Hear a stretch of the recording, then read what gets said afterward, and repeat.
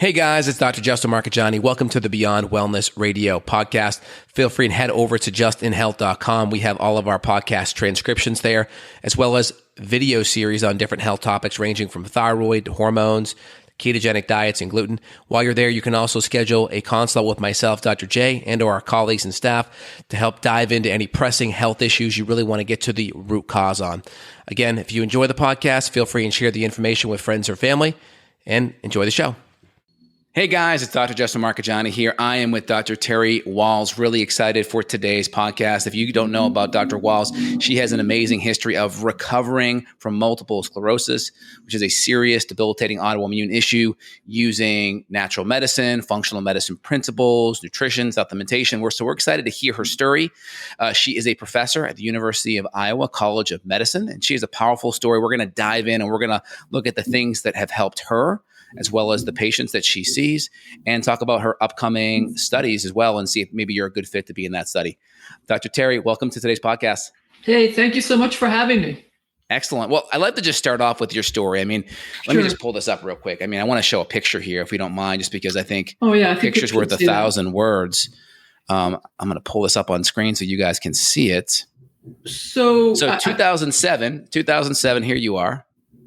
Pull this up on screen. Here you are, 2007, right here. You're in a wheelchair, October 1st, 2007, and here you are on a bike. Can you talk about that transformation? That is unbelievable. Oh my God. Well, so, what happened is I'm diagnosed with MS in 2000. I am a professor. I find the best MS center in the country. I find their best doc. I take the newest drugs.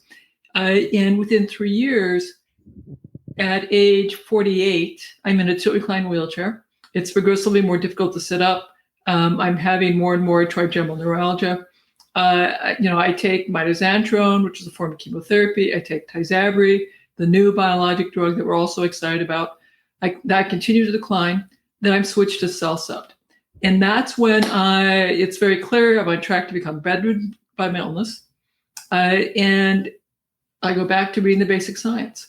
And I'm a professor of medicine, not neurology. So it's really hard work to read this basic science about the animal models for Parkinson's, Alzheimer's, Lou Gehrig's disease, ALS.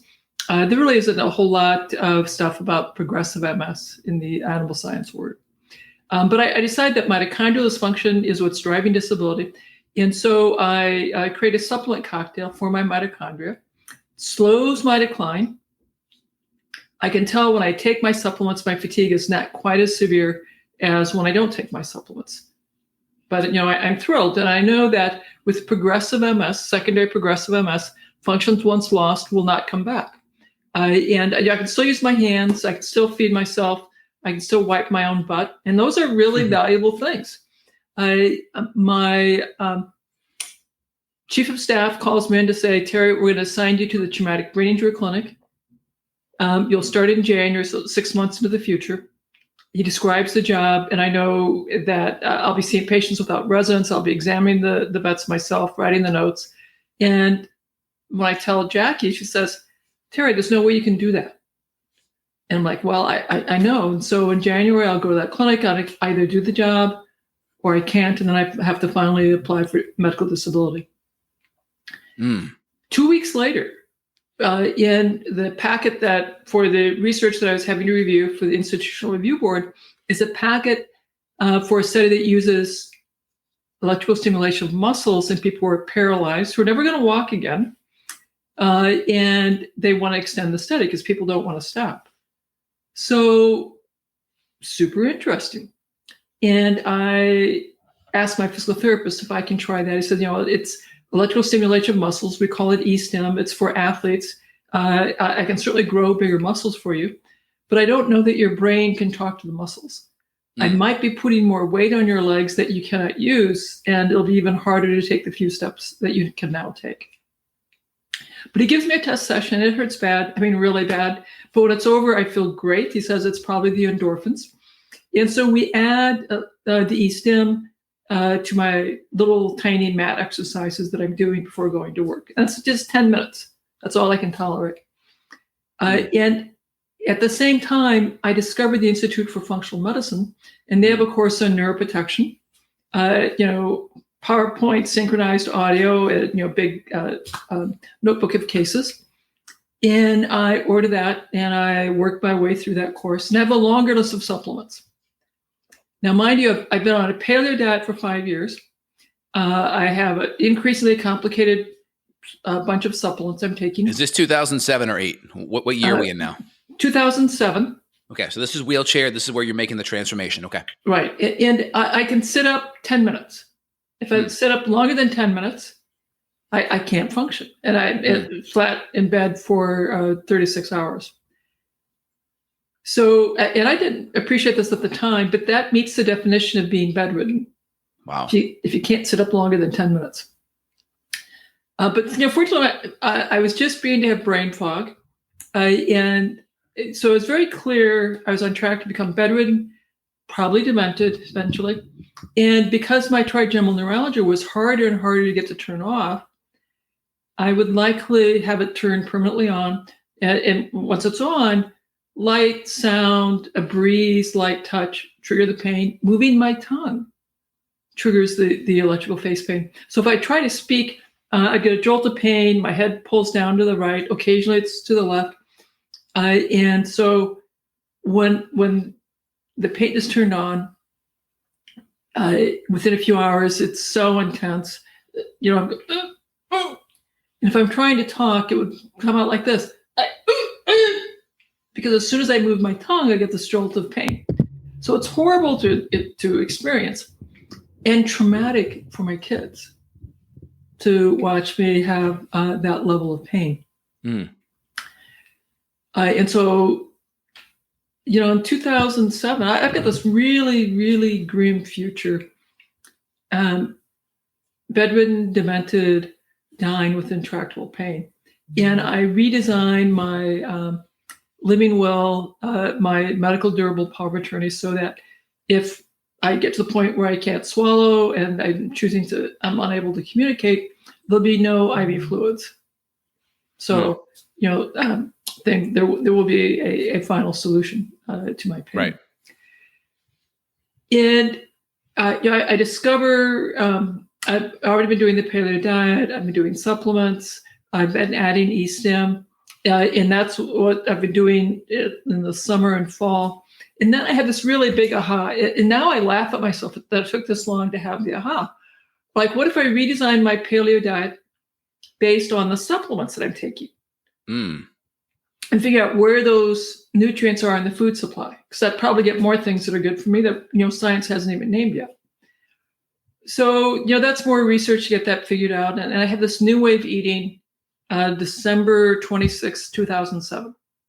And keep in mind, I'm beginning to have brain fog. I can't sit up. I'm in either zero gravity chair or in bed. And I'm still staffing residents. I'm going to have to start this new clinic in January. So I start this new way of eating. Then the first 2 weeks of January, I go to the clinic, the Traumatic Brain Injury Clinic, and I'm just watching my partners. So typically I just watch my partners. Then on the third week, I have to start examining the patients and start doing, real work. And that first day I come home, and I tell Jackie, well, that really wasn't too bad. And then at the end of the week, I tell Jackie, I think I can do this. This wasn't too bad. And could I sit in a regular chair for supper? The first time in years, I'm sitting in a regular chair upright for supper. And that goes okay. And that's a big deal to sit, at a table with your family. Huge. For supper. And then at the end of January, my physical therapist said, Terry, you're stronger. Let's advance your exercises. So he asked me to do 10 minutes twice a day. Then it's 15 minutes twice a day. And then we work up to half an hour twice a day. And then in February, and this stuns my partners. I take my walking sticks and I walk down the hall to mail a letter. First time they've seen me do that in about 4 years. Wow. And when I go to see my chief of staff, the chief of medicine at the university, which I have to do every 2 years. And he sees me walk into his office. First time that's happened in years. And so I tell him what's happened, show him my device. And he says, Terry, a single case report can change everything.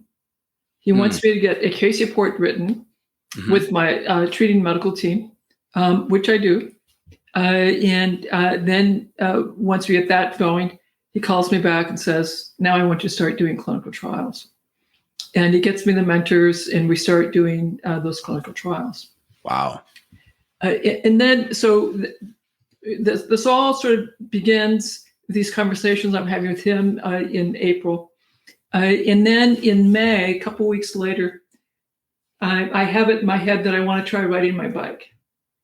And I haven't ridden my bike in 6 years. We have an emergency family meeting.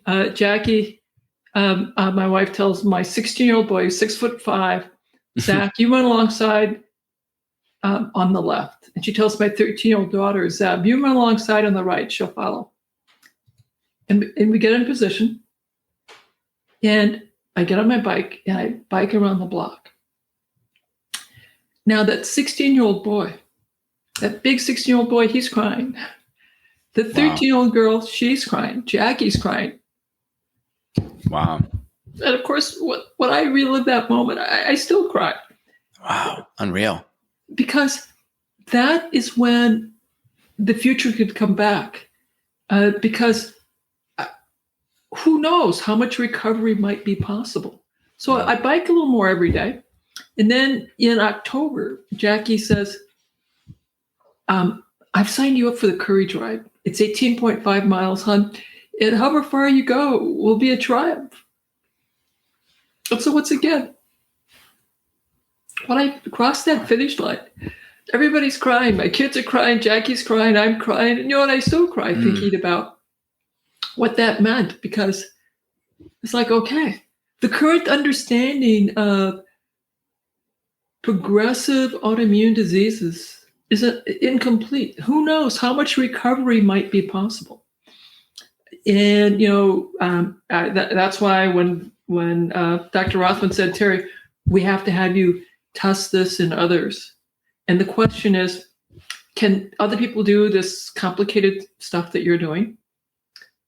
Is it safe? And what is the effect size? And that's how my research life got launched, because I wasn't trained to do clinical trials, but I've since learned, and we've done 7 trials. We're now into our 8th clinical trial. Wow. Now, regarding all those clinical trials, have all the results been positive? Like just kind of overall? Well, there are some very consistent findings.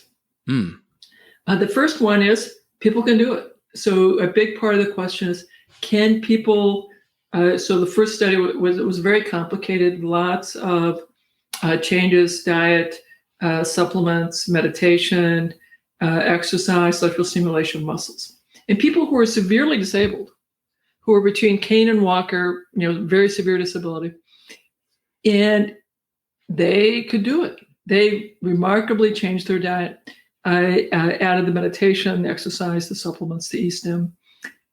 And the side effect, if you were overweight or obese, you lost weight without being hungry.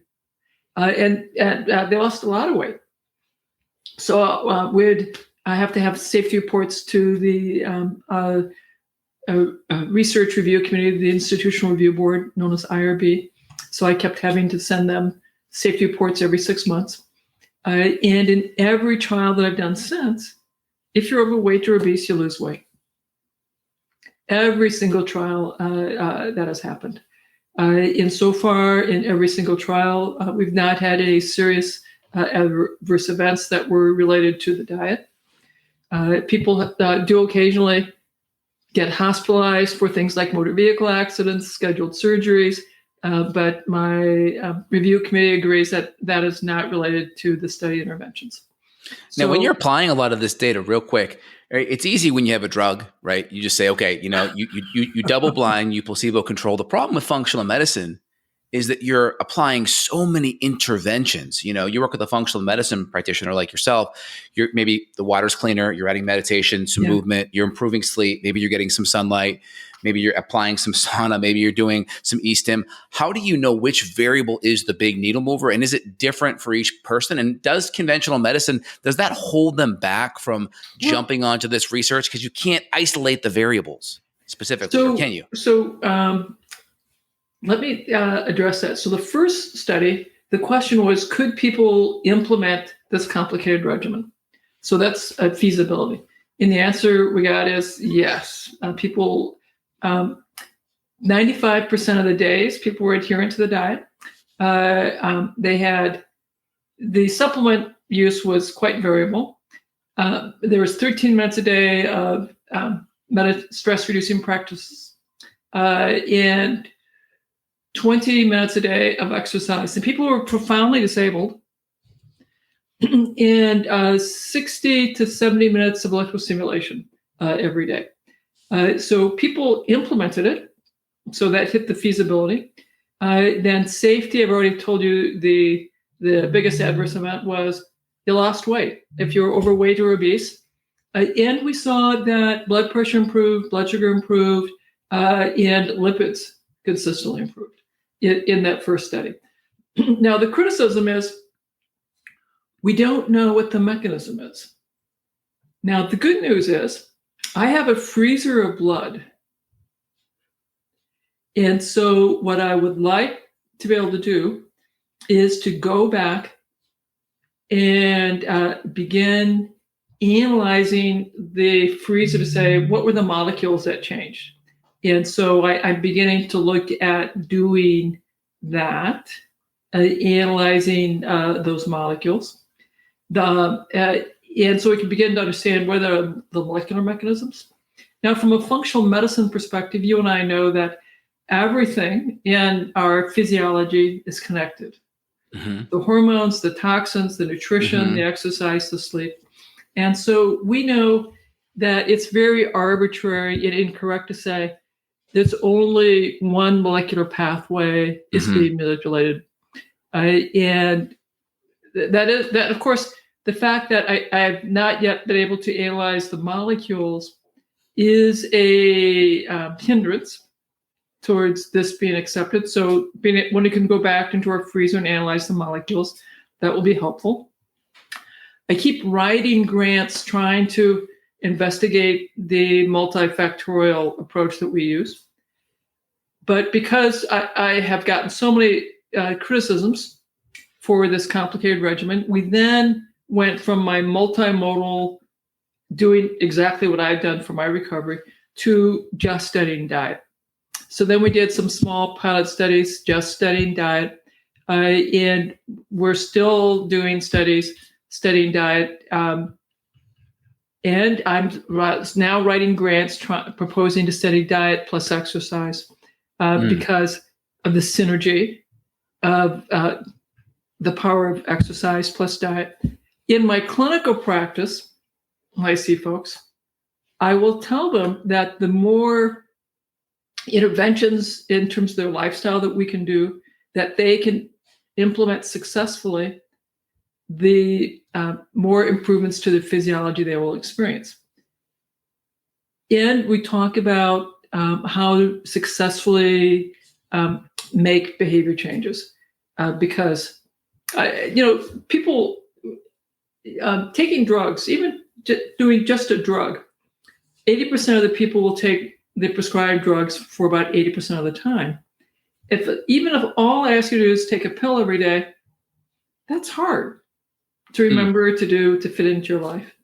And if I'm going to ask you to radically change what you're eating, to give up foods that are bad for you, that are plentiful, tasty, everyone around you is eating, and to eat these new foods, new recipes, new ingredients, and to get the children in your family, the spouse in your family to go on this journey with you, that's a very big ask.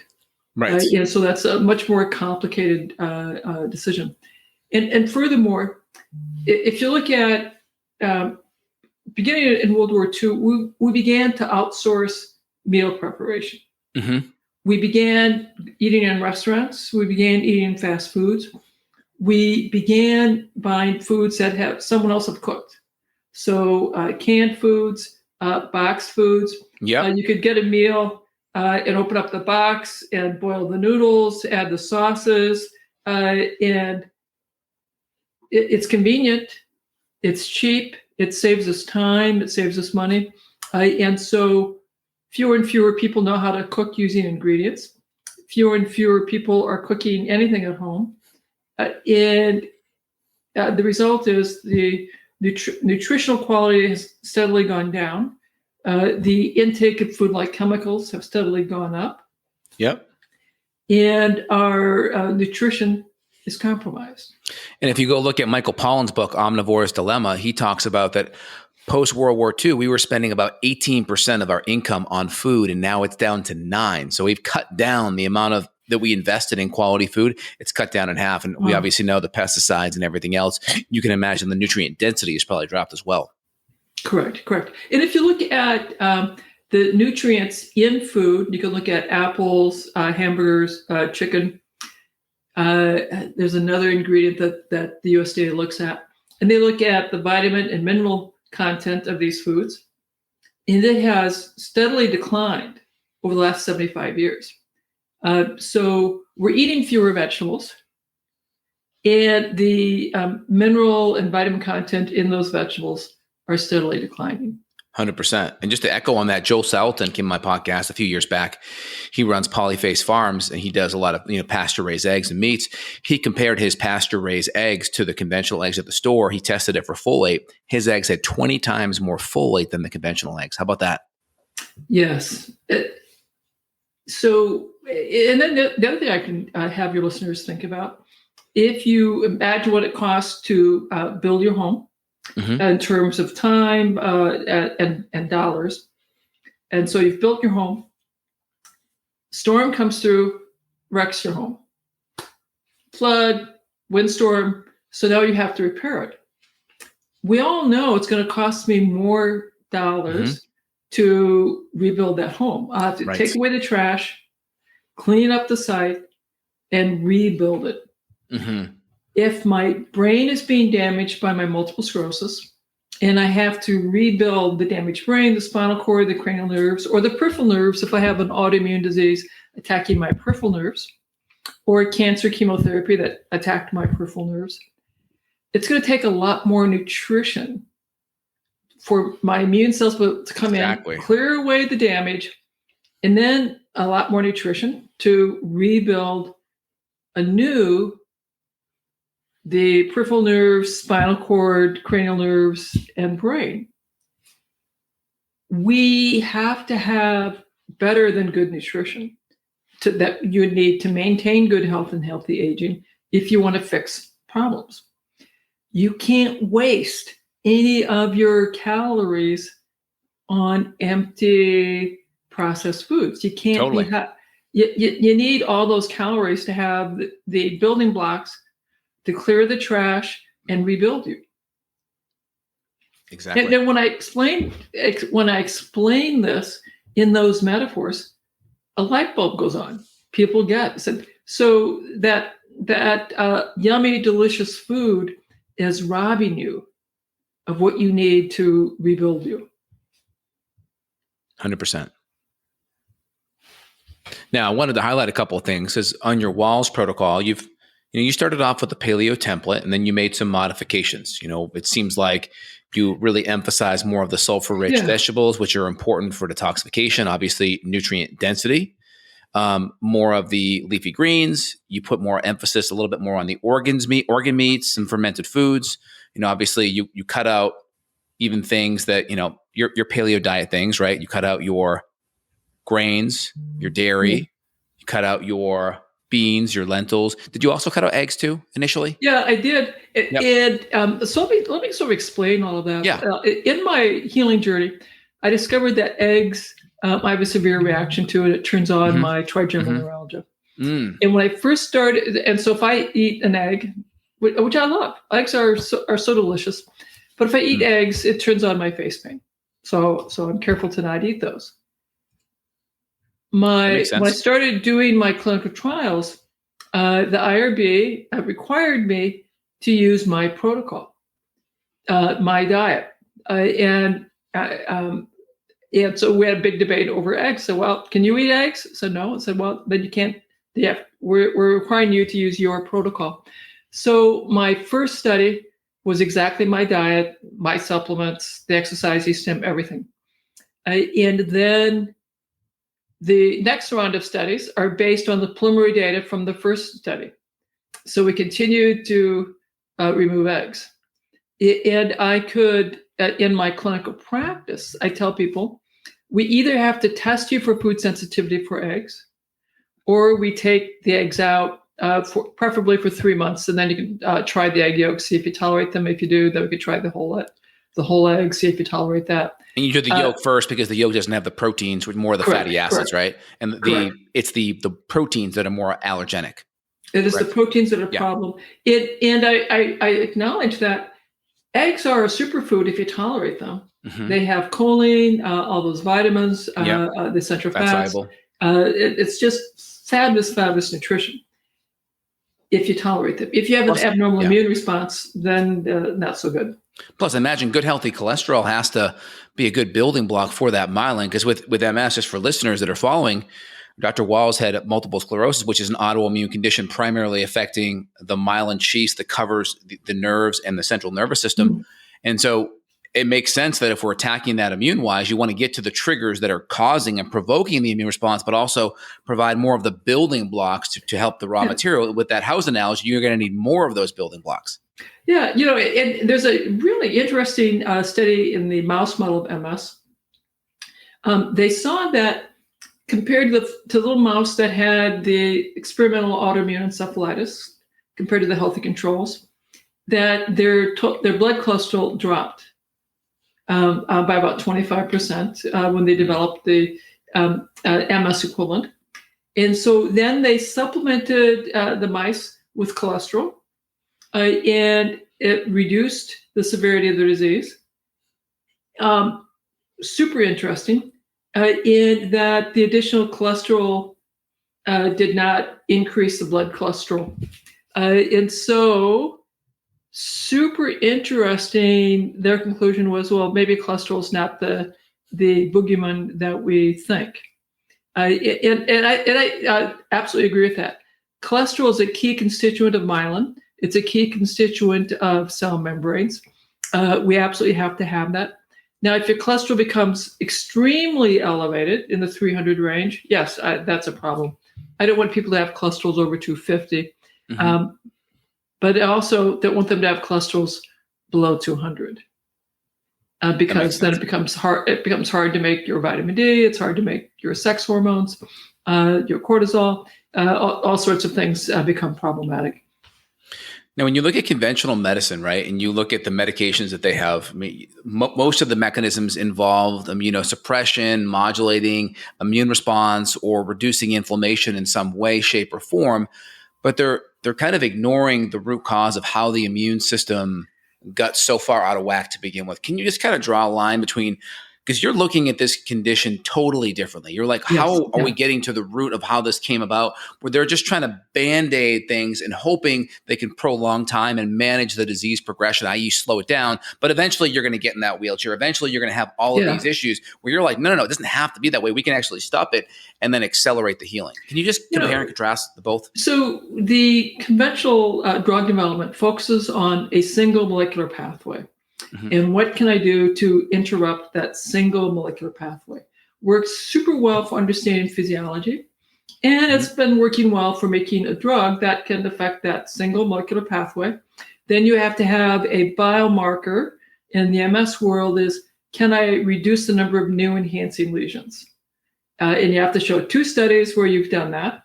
And that's how the drug gets approved. So it does a good job, a superb job of turning off enhancing lesions. And we now know that what it does is it adds 5 years to the time, how long it will take you to get into a wheelchair. And of course, as a person with MS who's been in a wheelchair, that's really wonderful news. Get 5 more years.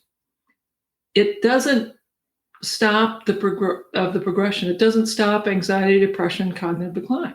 Those still occur. And it doesn't stop the profound disabling fatigue.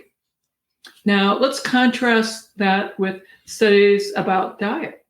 And we've done, as I said, 7 studies. We're in our 8th.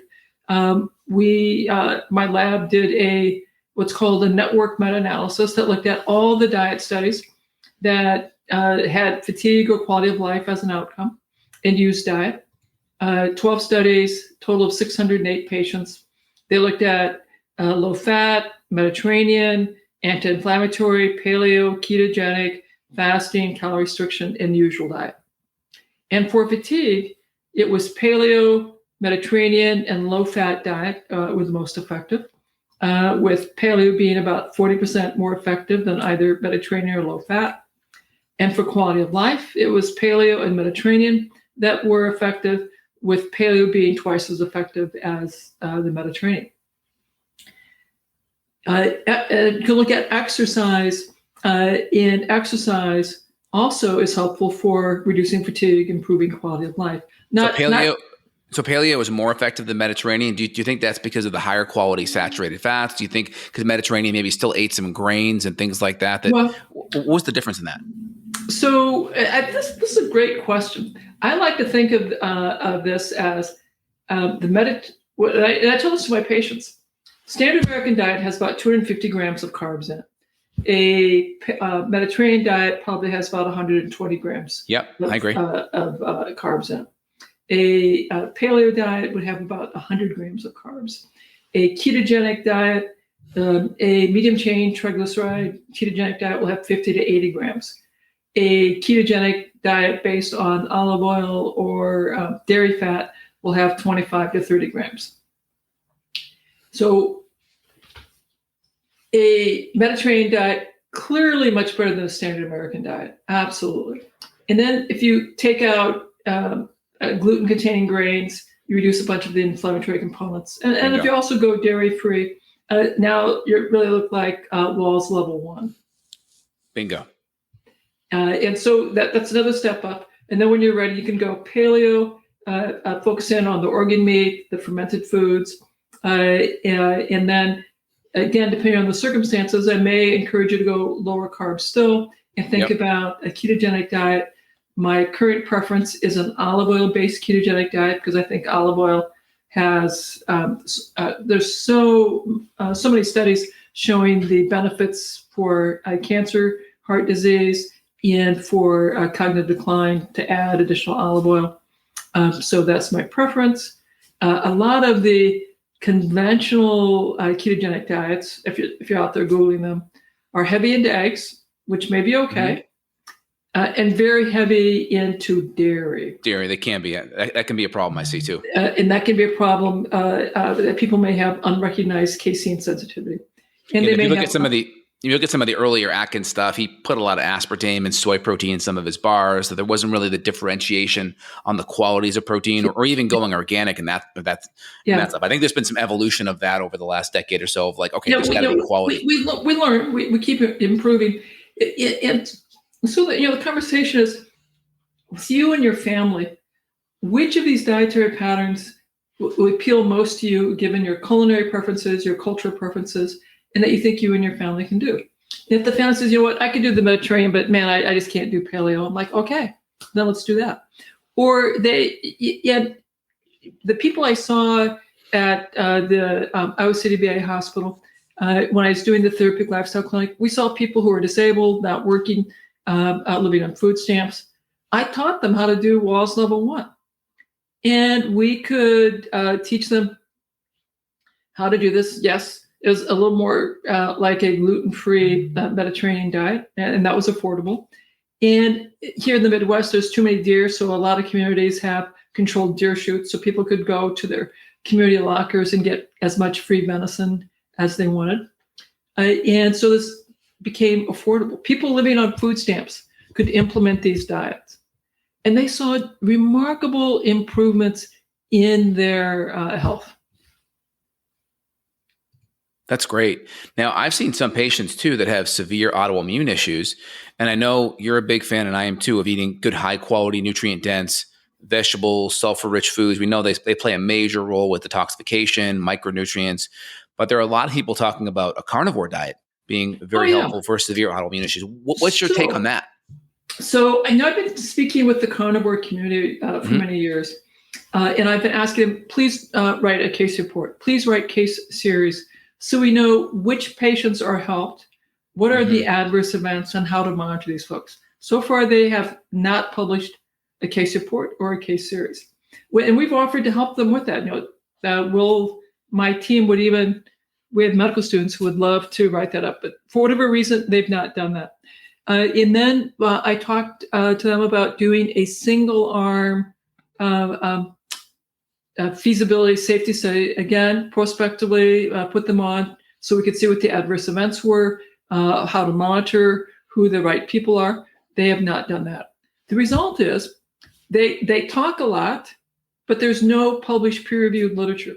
So we don't even Sean Baker. I know Sean Baker's talked about doing something, some case series. Oh yeah, he says he's raised millions of dollars. We have communicated with Sean Baker. We've offered to help. But so far nothing's come of it. Interesting. It's disappointing. I think it's interesting. It may be a very useful tool, but until we have some published peer-reviewed literature, we don't know how to use it. Makes sense. I mean, you got the nutrient density on one side, and you have the anti-nutrients on the other side. Like at one point, with some people, the anti-nutrients may be greater than the benefit from the nutrient density. I think that's the argument. So the Sean Bakers and the carnivores, they talk about the anti-nutrients in plants, and they want us to avoid all plants for that reason. However, our evolutionary history is that we've been eating plants for 7 million years. And they will also talk about the benefits of hormetic stress, cold plunges and saunas. Yep, wonderful.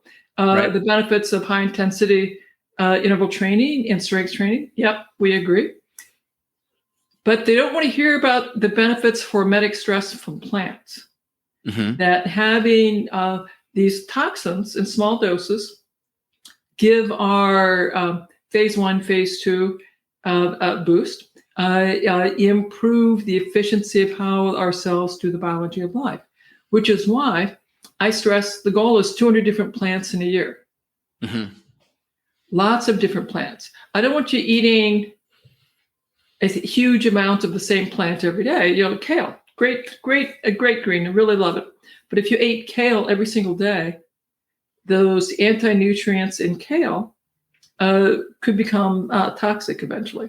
But if you had kale today, a Swiss chard tomorrow, a bunch of parsley the next day, and perhaps beet greens after that, and then collard greens, and you kept rotating your greens, now I'm getting the benefits, I'm getting that hormetic stress.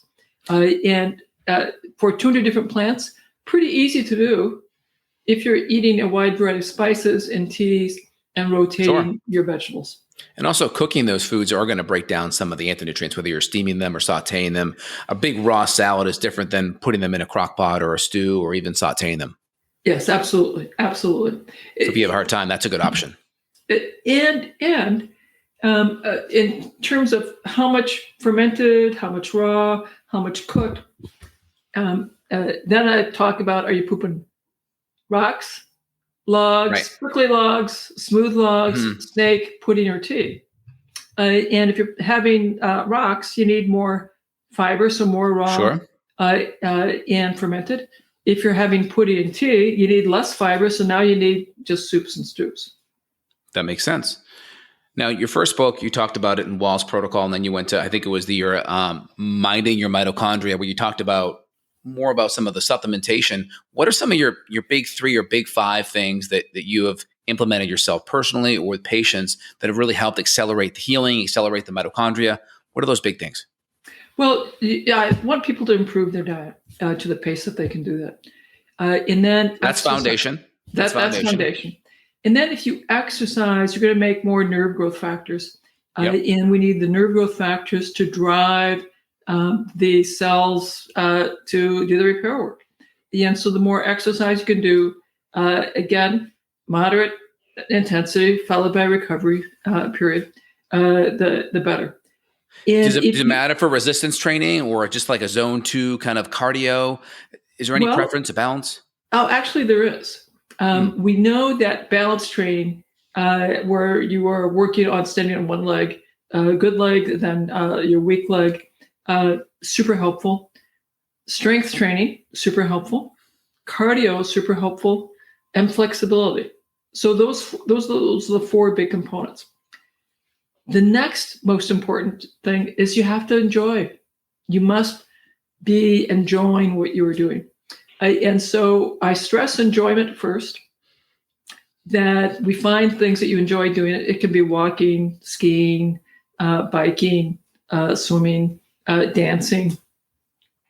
And then as exercise becomes a part of your life, then I let people know that we know these 4 components all have a really big benefit. So if you can find a way to add those 4 components to your routines, that will be helpful.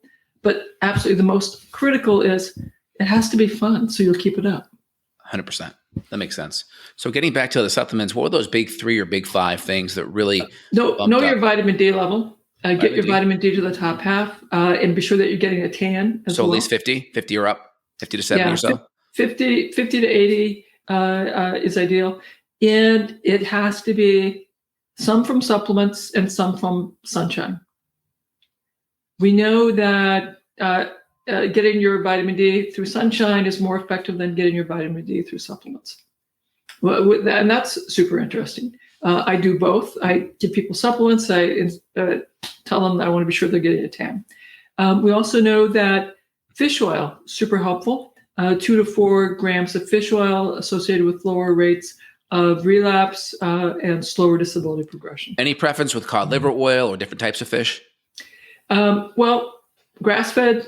Pasture-fed or more like wild? Ideal.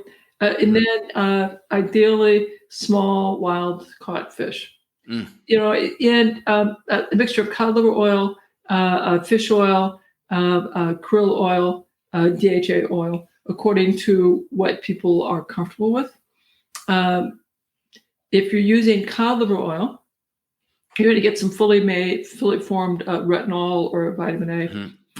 If you are eating organ meat regularly, then I would not have you use cod liver oil. That makes sense.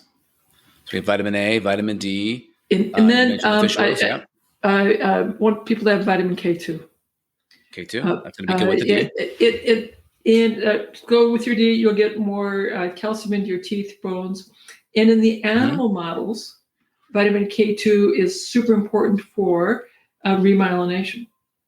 We don't have, we're not going to be able to study that in humans as well, because we can figure that out in animals through autopsies of the little mice and rats, but you can't do that in humans very well. Right.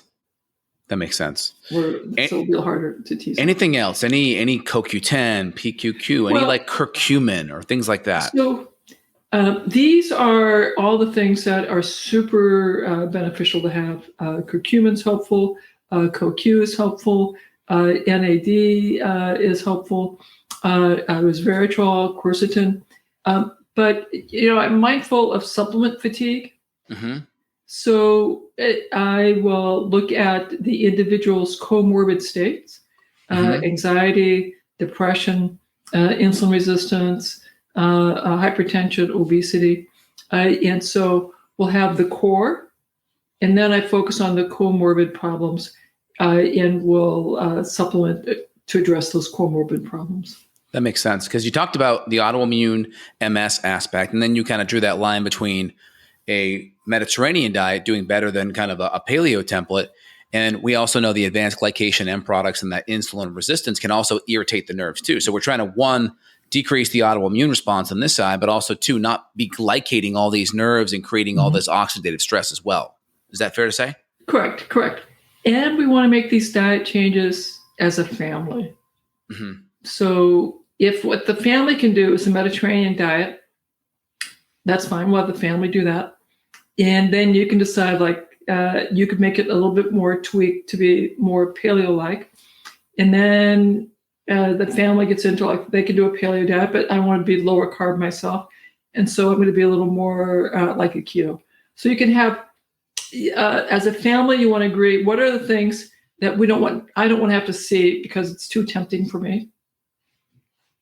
And ideally, there's a family conversation about, okay, what we're going to remove from my eating space and what the family is comfortable with.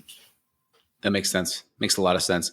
Well, we'll put down below, I know you have a certification Wahls protocol. We're going to put the link down for that below, as well as your MS study. Now, I know you did a study with Garrett Salpeter over at Newfit over in Austin with his Newbie device, which is awesome. Garrett's a friend of mine. I know he has this amazing device that really works on the stimulation, healing, recovery. Can you talk a little bit more about kind of the eStim and kind of some of that study information?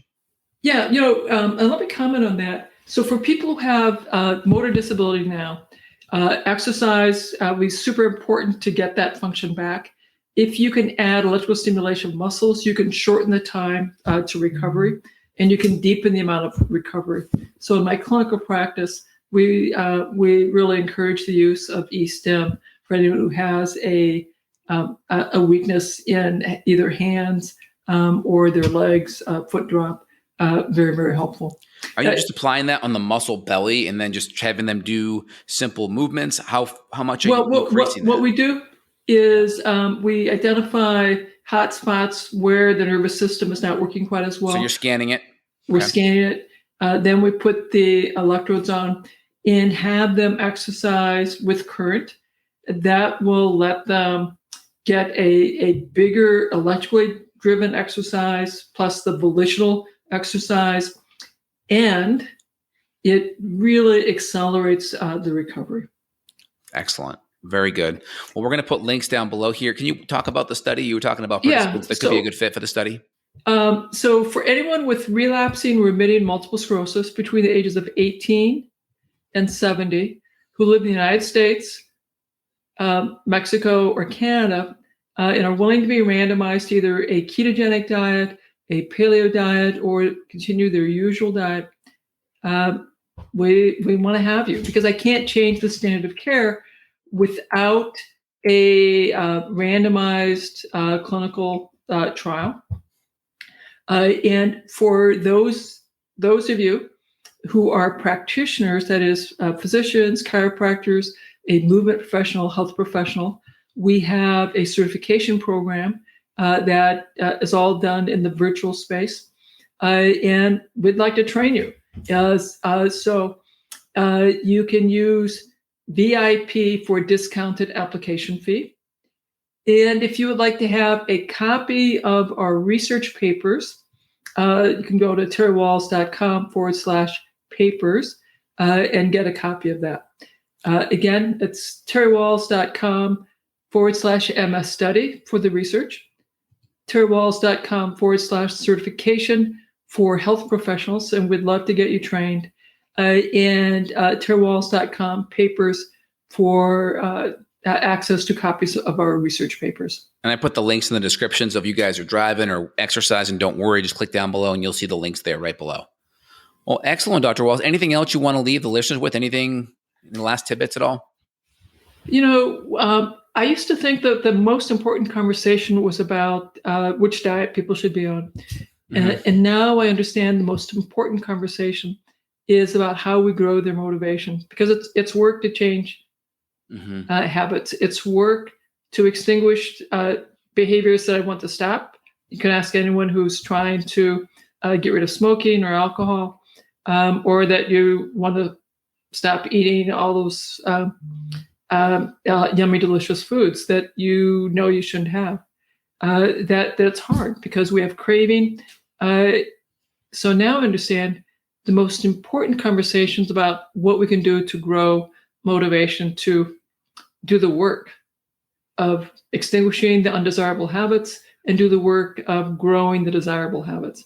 In that, we created a 15-step program, the Wahls Behavior Change Model, that has been very successful and was extraordinarily successful at the VA.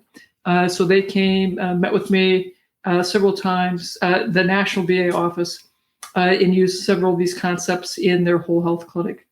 And that's part of what we train the certification program for our practitioners. And that's what we use in our clinical trials, so we can get people to be so successful at implementing these changes together as a family. That makes so much sense. I find it's important that patients have a compelling future, a really important future-pacing vision of what they want to achieve, because in the end, we're doing these things now so we can have a better future tomorrow and achieve the goals that we want. So that why is so important. It makes the how and the what easier, right? Absolutely. It's important. We can do hard things if we have a why. Yeah, powerful why, big why, make it super clear, focus on that vision, and it allows you to have the motivation to make these changes. Not a big deal because your why is so big. So I love that. Okay. Well, thanks so much, Dr. Wahls. You have an awesome day. Thank you. All right. Thank you.